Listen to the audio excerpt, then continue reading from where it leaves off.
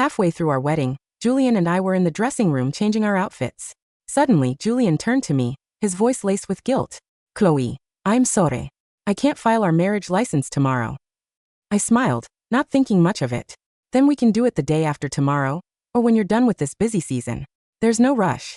Julian avoided my gaze. His voice sank. It's not a matter of time.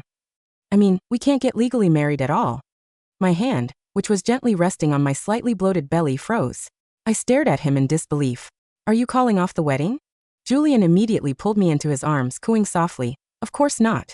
It's just, 5 years ago, I legally married someone else abroad. It was a business alliance arranged by my family. I had no choice. But Chloe, you're the only one I.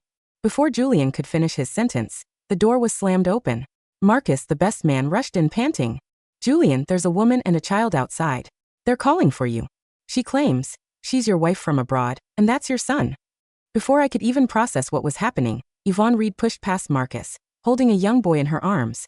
She looked at Julian, tears streaming down her face, looking incredibly pitiful. Julian, my mother passed away. The boy in her arms, about 3 or 4 years old, started crying along with her, pointing at Julian. Daddy, Daddy. I stared at the boy. He looked at least 70% like Julian. My brain felt like it was about to explode. I violently pushed Julian away. I stood there, frozen for a few seconds. Slowly, the brutal reality sank in. The man I was marrying had already become someone else's husband 5 years ago. No. Perhaps I didn't even have the right to call Julian my husband. In the eyes of the law, I was the homewrecker. The other woman. A cold shiver ran down my spine. My whole body began to shake uncontrollably, and my knees buckled. Julian rushed forward to support me. Chloe, slap. Before he could utter another word, I swung my hand and slapped him hard across the face. I took a deep breath, desperately suppressing the roaring emotions inside me.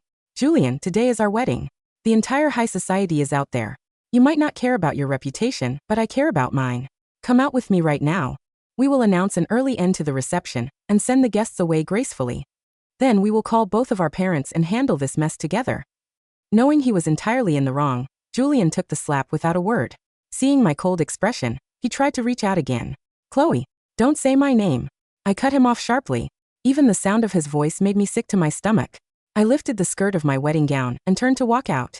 Julian hung his head and followed me. But just as I was about to push the door open, Yvonne screamed behind us. Leo, what's wrong? Don't scare Mommy. I looked back. For some reason, the little boy in Yvonne's arms had turned a terrifying shade of purple. His body was twitching, and he quickly lost consciousness. Julian darted past me, snatching the child from Yvonne's arms. He asked frantically, what happened? It looks like an allergic reaction. What did you feed him? Yvonne was sobbing hysterically, completely unable to give a coherent answer. Beside them, Marcus suddenly remembered something. He yelled. Could it be that peanut pastry? On our way here, the kid said he was hungry. When we passed the dessert table, he grabbed a piece. Maybe he's allergic to peanuts? Should we make him throw up? But at this point, Julian clearly didn't care about the details. He held the child tight and rushed toward the door. There's no time. We have to go to the hospital right now. He didn't even look at me. He just ran past me, disappearing down the hallway with Yvonne and the child. I stood there in my white wedding dress, completely alone. I stared blankly at the empty doorway. My groom had just abandoned me at our wedding to run off with his secret wife and child. Emptiness, humiliation, anger. So many emotions choked my throat, leaving a metallic taste of blood in my mouth. I covered my face and wept silently, unable to even make a sound, until Marcus's hesitant voice broke the silence. Chloe, there are still so many guests outside. What should we do about the wedding? I forced myself to stop crying. I wiped my tears, walked back to the vanity, and applied a layer of powder to cover the tear stains. Tell them. My voice cracked. Tell them Julian felt suddenly ill. The wedding is over. I'm going out to see them off. I walked out of the dressing room, forcing a polite smile to bid the guests goodbye. Faced with my parents' confusion, I could only offer a vague excuse. Meanwhile, Julian's parents, Richard and Eleanor, helped me play along while offering me apologetic, guilty smiles. So they knew. They knew all along. My heart shattered into a million pieces. What was this? A family-wide conspiracy to trick me into a sham marriage? When the last guest left, Eleanor and Richard walked up to me, looking extremely anxious. Chloe, Julian just called. He said he's back at your new villa, and everything with Yvonne and the baby has been settled. You two just got married. Don't let some outsiders ruin your relationship. Go back and talk it out. Everything can be resolved. There's nothing a young couple can't resolve over a good talk. I let out a cold, mocking laugh. Mr. and Mrs. Cole, I don't think I can carry the title of wife anymore. Legally, Yvonne is Julian's wife. I, Chloe Vance, am the irrelevant outsider here. Since things have come to this, I think our family's business merger should be put on hold. I'm tired. I'm going home. Without waiting for their hypocritical excuses, I turned and drove straight to our new villa.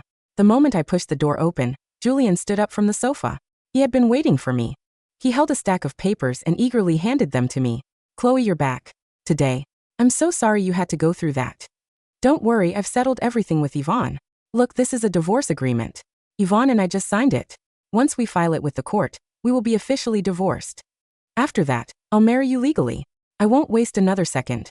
I looked down at the papers but didn't take them. Instinctively, I touched my belly, intending to ask him about the child. But at that moment, a figure wearing an apron walked out of our kitchen. It was Yvonne. Oh, Miss Vance, you're back.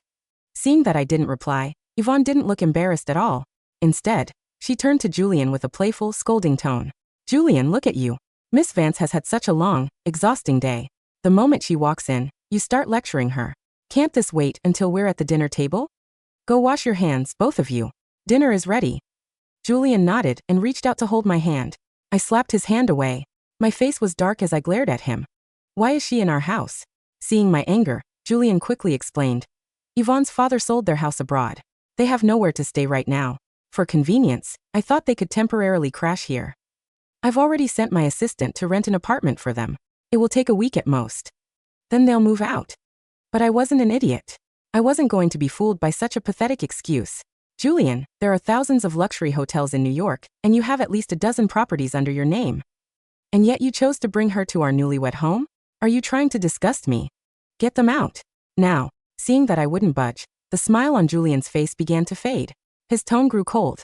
Chloe, can't you just show some compassion? Just treat them like a charity case and let them stay for a couple of days. They'll stay on the first floor, and we'll be on the second. They won't get in our way. I didn't say a word. I just stared at him with absolute disappointment. My silent gaze made Julian look flustered and guilty. He knew that no matter what, he was the one who had started this mess. Just as he opened his mouth to speak, Yvonne cut him off. Julian, Miss Vance. Please don't fight because of us. I'll take Leo and find a hotel. Miss Vance, please don't blame Julian. This is all my fault. He sent me the divorce papers a year ago, but I was the one who kept stalling, hoping we still had a chance. I'm the one who ruined your wedding.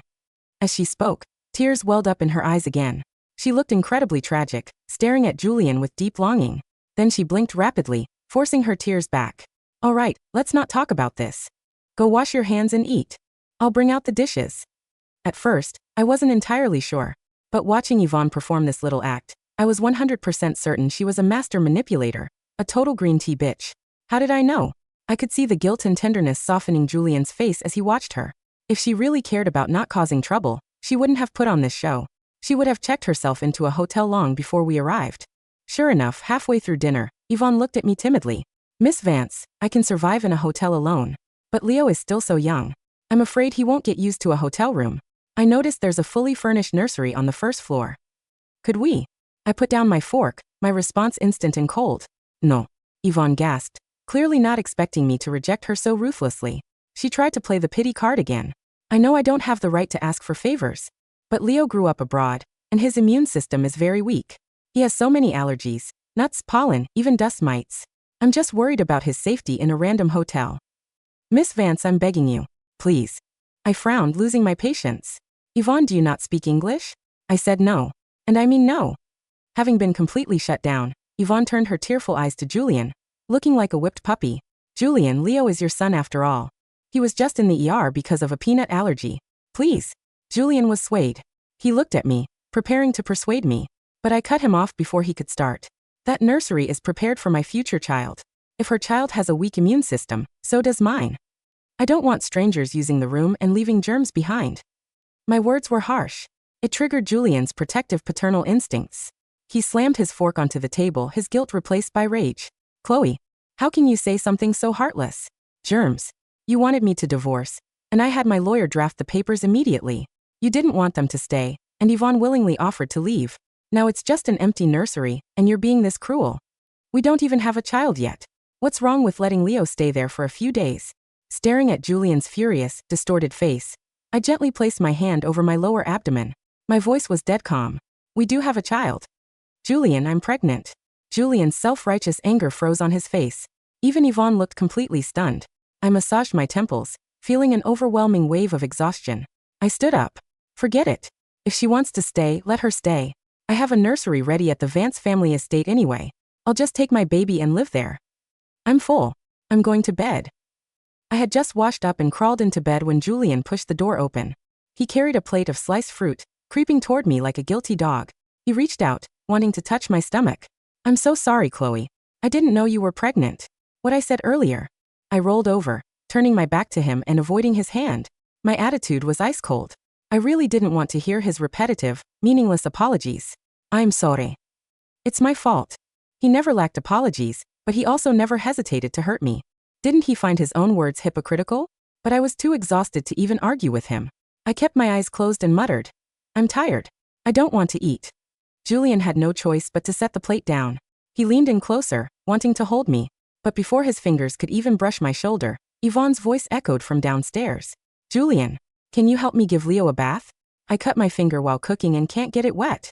Julian let out a sigh of frustration. He stood up and walked out. I curled my lips in a cold mock. Yvonne must be terrified right now, which was why she was desperately trying to keep Julian by her side. But that was fine with me. At least I could get a peaceful night's sleep. Throughout the night, Julian was kept incredibly busy. Julian, can you come over and help me look at some schools for Leo? Julian, Leo wants you to play Legos with him. Just for a little bit, please? Julian, Leo seems to have a fever. Can you come check on him? The next morning, when I woke up, Julian was still asleep in the nursery. I walked downstairs and saw Yvonne busy in the kitchen. She noticed me and offered a sweet, gentle smile. Miss Vance, you're up? Breakfast is almost ready. But I made everything according to Julian's taste. I hope you don't mind. I ignored her banter and walked closer. With a smirk, I asked, Miss Reed, first an allergic reaction, now a fever. You only have one son. If you keep using him like this, aren't you afraid you'll accidentally kill him? Yvonne's smile faltered. Seeing that Julian wasn't around, she dropped her innocent act. She glared at me, her eyes venomous. Are you going to tell Julian? Chloe, save your breath. I am the mother of his son. Do you think he will believe you or me? Let me tell you the truth. I have no intention of divorcing Julian. Blood is thicker than water. With Leo here, I will be tied to Julian for the rest of my life. He can never leave me. She looked at me with pure provocation. If you don't mind the disgust, feel free to stay as his mistress. While the three of us live happily ever after. Her snake-like gaze made me feel physically sick. Just as I turned to walk away, slap. Yvonne raised her hand and slapped herself hard across the face, causing a trickle of blood to escape her lip. Before I could react, she covered her face and began to sob hysterically. I'm sorry, Miss Vance. I know you hate me, but you can't just hit me. In the next second, I was violently shoved aside. Julian rushed in. He looked at Yvonne's swollen cheek, then turned to glare at me with boiling rage. Chloe, what is wrong with you? Just because Yvonne is sweet and gentle doesn't mean you can abuse her. She is Leo's mother. Leo is still asleep. If he wakes up and sees this, do you know how traumatized he'll be? Watching Julian shield Yvonne behind him, a sharp pain pierced my chest. I kept my face completely blank. I didn't touch her. Julian, we've known each other for years. If I do something, I own up to it. Julian fell silent. He looked at me, then at the crying Yvonne.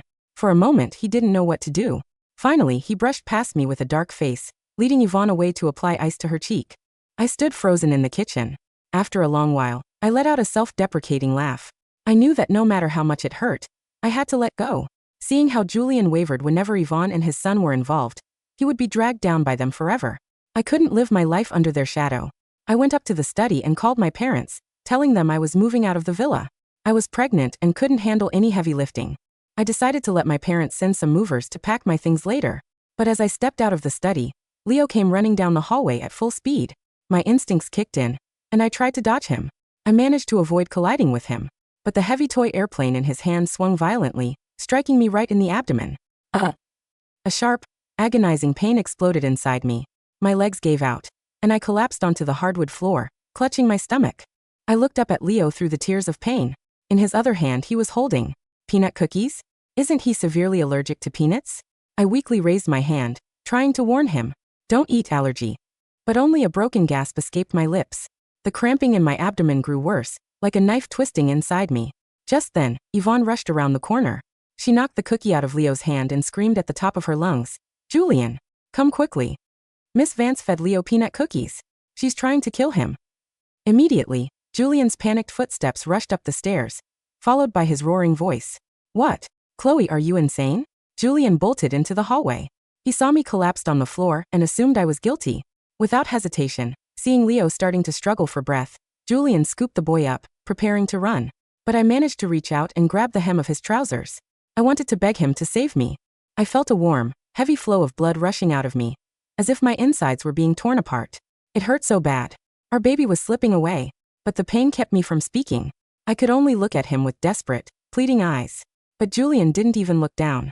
He violently ripped his pants away from my grip, shouting at me, "Let go of me. Chloe, if anything happens to Leo, I will sue you for attempted murder. I will make sure you rot in prison." With that, he and Yvonne rushed past me and disappeared. The last thing I saw before blacking out was the triumphant smirk on Yvonne's face. I didn't expect her to be this insane. Triggering 2 severe allergic reactions in a child within such a short period of time was life-threatening and could leave permanent damage. But I couldn't think about that anymore. The excruciating pain drained all my strength. I couldn't even make a sound. I collapsed into the pool of my own blood. In the fading darkness, I heard the faint, terrified screams of my parents, followed by the blaring sirens of an ambulance. Then there was only silence. Meanwhile, in the pediatric ward on the 5th floor of the hospital, Leo's condition had finally stabilized. Julian pulled out his phone, which had been on silent. The moment the screen lit up, a barrage of missed calls flooded in.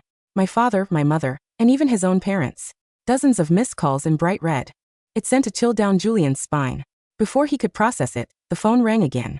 It was his father, Richard. The moment he picked up, his father's furious roar echoed through the speaker. "Julian, get your pathetic ass down to the 1st floor emergency room right this instant. Chloe had a miscarriage. She's hemorrhaging. They're trying to save her life." The elevator doors on the 1st floor opened to a sterile wall of white light, punctuated by the frantic hum of medical alarms. Julian ran down the corridor, his shoes squeaking against the linoleum floor. His hands were still trembling from the phone call, his mind refusing to process the words his father had roared into his ear. "She's hemorrhaging. They're trying to save her life."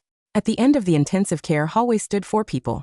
Julian's parents, Richard and Eleanor Cole, were huddled near the waiting area, looking pale and thoroughly rattled. Across from them stood Chloe's parents, Harrison and Victoria Vance. Harrison Vance, a titan of the shipping and finance industry whose reputation for cold ruthlessness was legendary across the East Coast, stood perfectly still. His coat was off, his tie loosened, and his white dress shirt was stained with dark, dried patches of blood, his daughter's blood. "Father, Mr. Vance." Julian stammered, stepping forward. Is Chloe okay? How is the baby?" The moment the words left Julian's mouth, Harrison turned. He didn't scream. He didn't curse. He walked over with slow, heavy steps, reached out, and grabbed Julian by the lapels of his suit jacket. With a single, violent jerk, Harrison slammed Julian's back against the concrete wall. "You pathetic, worthless coward," Harrison whispered. His voice was terrifyingly low, vibrating with a rage so ancient and deep it froze the blood in Julian's veins. "My daughter lay in her own blood on your kitchen floor, begging you to save her. And you stepped over her to run to another woman." I didn't know." Julian choked out, tears of panic finally springing to his eyes. "Leo was having an allergic reaction. Yvonne said Chloe fed him peanuts. I thought." Crack. Harrison's fist connected sharply with Julian's jaw, sending him stumbling sideways into the metal chairs. Eleanor gasped, rushing forward. "Harrison, please. He's your son-in-law." "It was a terrible misunderstanding. He is nothing to my family," Victoria Vance cut in, stepping past Eleanor as if she were a ghost. Victoria's face was carved from marble, her eyes red-rimmed, but completely dry. "The Vance Group's legal team has already initiated the immediate severance of all joint ventures with the Cole Corporation. Every loan extended to your firm is being called in at 9 o'clock tomorrow morning." Richard Cole went white. "Victoria, you can't do that. That will liquidate our secondary holdings." "I can," Victoria said coldly, "and I will. By the end of this month, the Cole family will not have enough capital left to buy a newspaper." Before Richard could plead further, the double doors of the trauma suite swung open. A lead surgeon in green scrubs stepped out, pulling down his mask. Looked exhausted, his brow slick with sweat. Julian scrambled up from the floor. "Doctor, my wife, my baby." The doctor glanced at the charts, his expression solemn. The patient suffered severe blunt force abdominal trauma, compounded by extreme emotional shock and acute internal bleeding. "We managed to stop the hemorrhage and repair the uterine lacerations, but..." He paused, looking directly at Julian. "The fetus could not be saved." The gestational sac was completely detached. Miss Vance lost the child 2 hours ago. The words hit Julian like an iron beam across the chest. His breath hitched, his knees giving out entirely.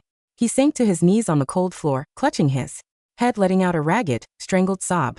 My baby, my son. It was a girl, Victoria Vance said from above him, her voice entirely devoid of pity. She was 12 weeks along. A girl. Julian buried his face in his hands, weeping hysterically on the hospital floor.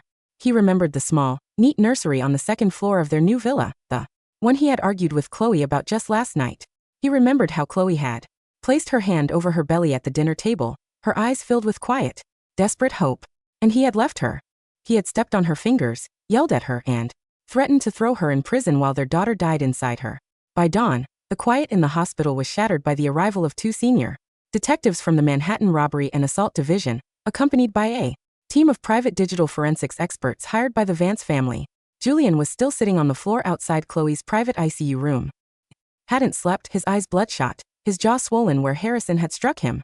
Yvonne had sent him 30 text messages from the 5th floor pediatric ward. Julian, Leo's chest is still tight. Can you come up? Julian, I'm so scared. The doctors are asking questions. Where are you? Why aren't you answering me? Julian hadn't replied to a single one.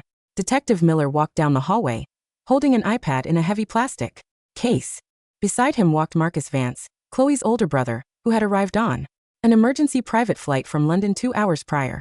Marcus didn't even look at Julian as he walked past him toward the observation window looking into Chloe's room. Inside, Chloe lay motionless under thick white blankets. Oxygen tubes rested beneath her nose, her skin so pale it looked translucent against the dark hair spread across the pillow. Is she awake? Marcus asked his mother quietly. Not yet, Victoria replied.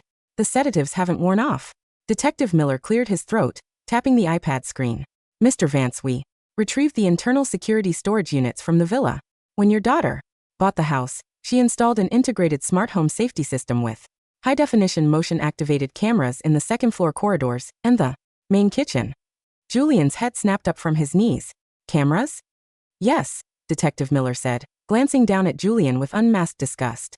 Miss Vance never activated the public cloud feed, but the local hard drives in the basement study were recording 24/7. The detective turned the iPad so the entire family, including Julian who dragged himself up to look, could see the screen.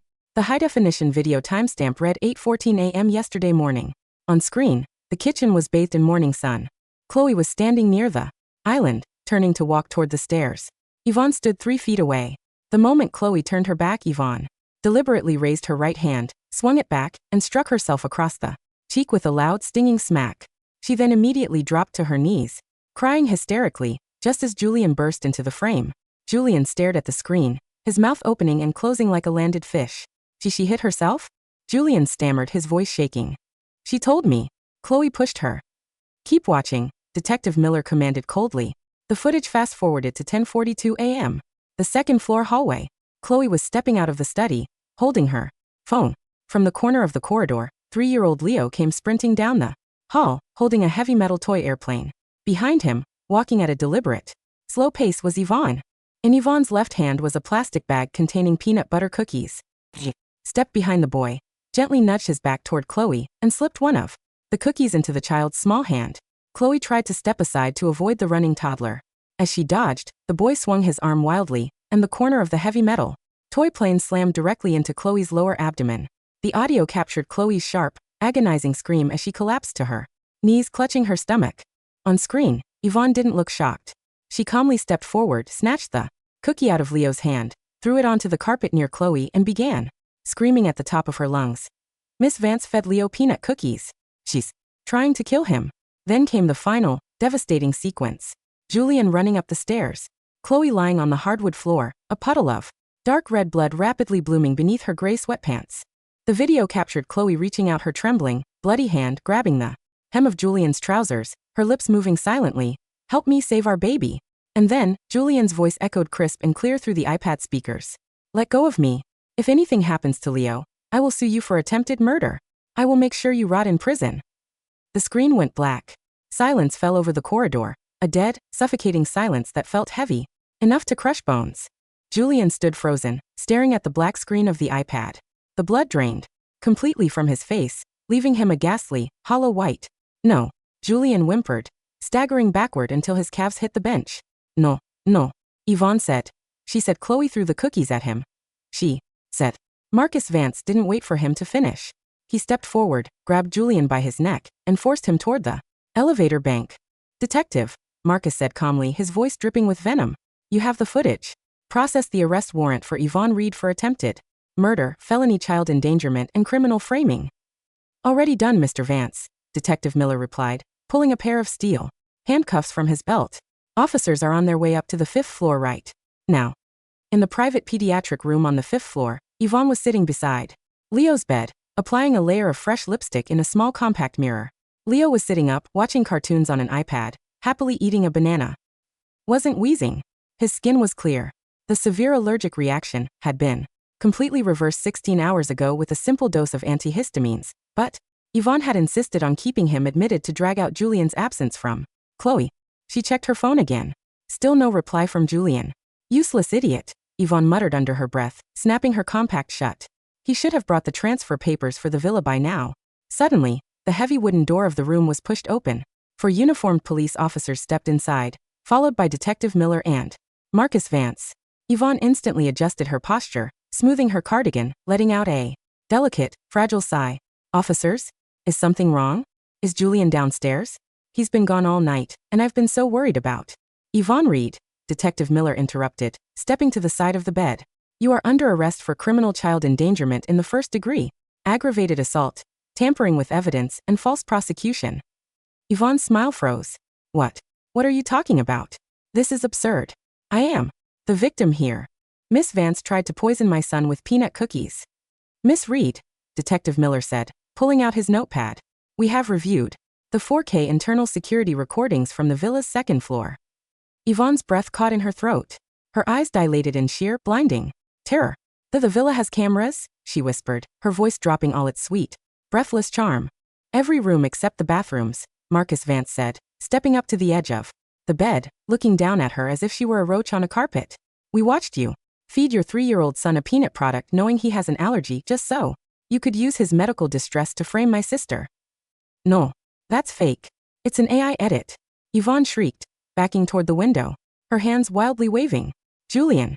Where is Julian? Julian, help me. The 2 officers lunged forward, grabbing her arms, twisting them behind her back, and snapping the cold metal cuffs around her wrists. Mommy, Leo began to cry, frightened by the sudden commotion. Get your hands off me, Yvonne screamed, thrashing wildly, her hair coming undone, her polished facade completely shattering into a hideous, feral mask. Julian loves me.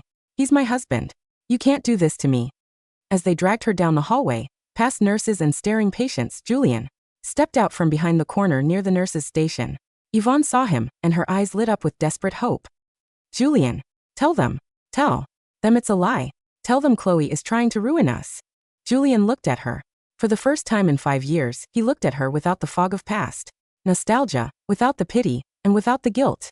He saw a woman who had used her own child as a weapon, a woman who had self-inflicted wounds to manipulate him, a woman whose calculated cruelty had cost him his daughter, his wife, and his entire future. Julian. Yvonne wailed as the officers forced her into the elevator. Julian. Think of Leo. Leo will be placed in the custody of Child Protective Services pending a psychological evaluation of his domestic environment, Detective Miller stated, plainly pushing the elevator button. The heavy doors slid shut, sealing away her screams forever.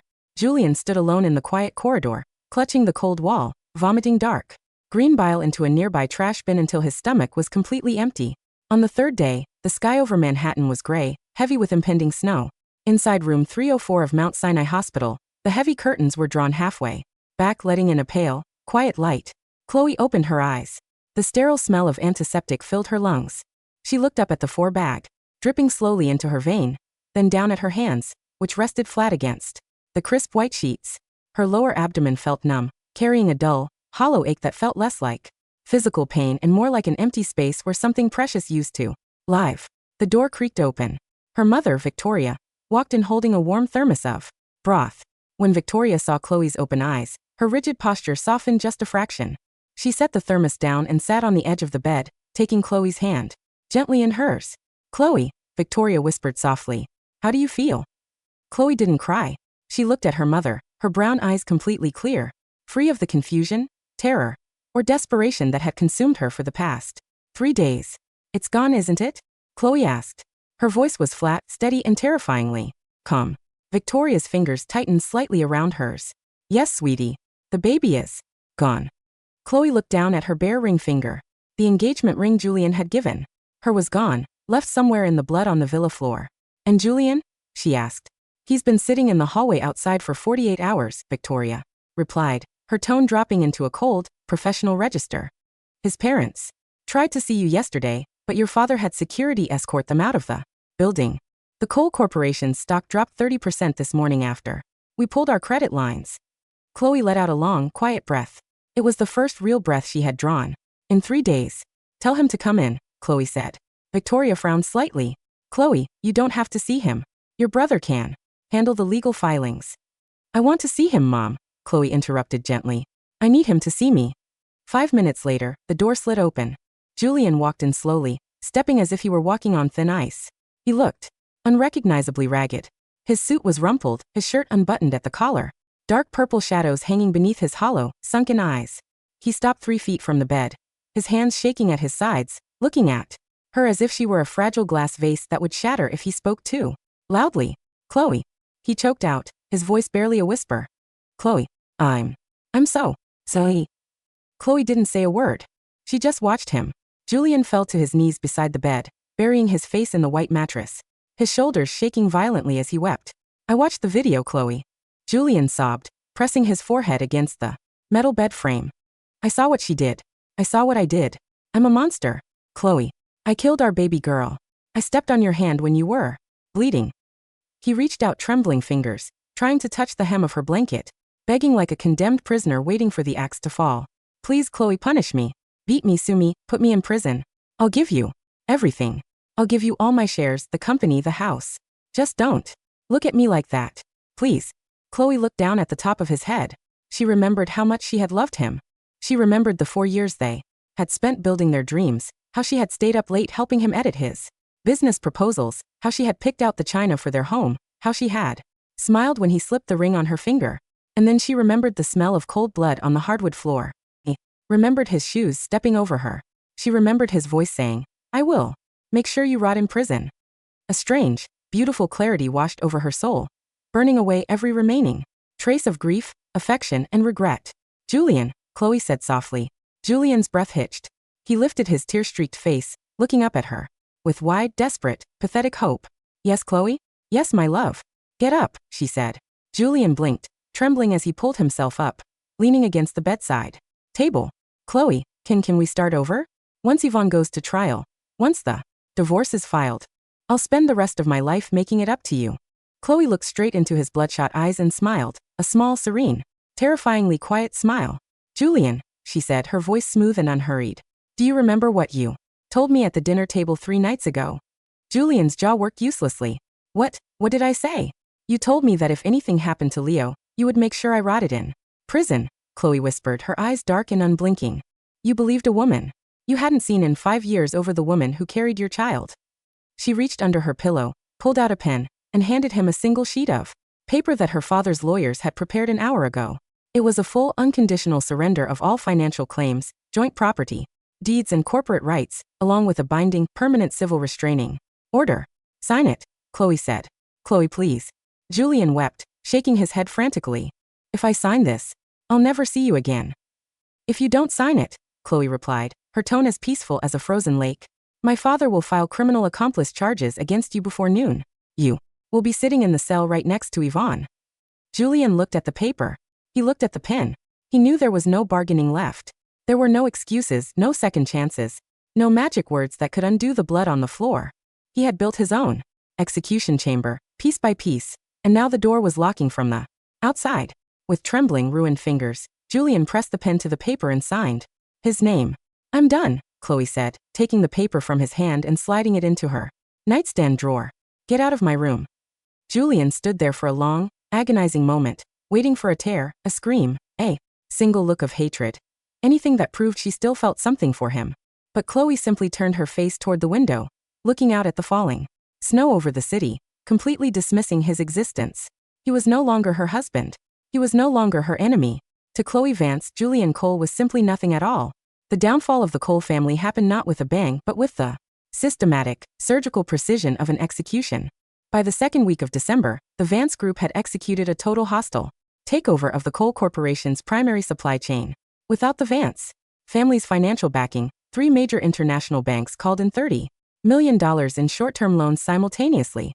Richard Cole was forced to declare Chapter 11 corporate bankruptcy, liquidating the family's estate, their luxury cars, and their shares to cover the outstanding debts. Eleanor Cole, unable to face the public humiliation, fled to a small rental property in upstate New York, her socialite friends having cut all contact with her overnight.